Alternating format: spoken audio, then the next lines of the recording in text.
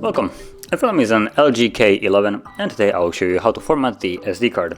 So to get started you will need to open up your settings app, and from here let's navigate into general, and in the category we should find storage. So there it is, and as you can see there is the SD card. Tap on it, disregard the message, okay, and we're now in the SD card. So tap on the three dots and go into storage settings where we will find option to format.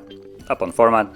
It will give you a message that performing this will remove all the data, which, well, it's formatting. So if you're ready, you can tap on format. If you want to keep some data on the SD card, you might want to back it up before you begin, otherwise you will lose it permanently.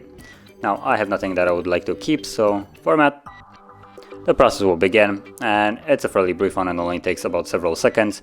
And once it's finished, the card is immediately ready to be used as it is right now. Click on done and you're finished. So if you found this very helpful, don't forget to hit like, subscribe, and thanks for watching.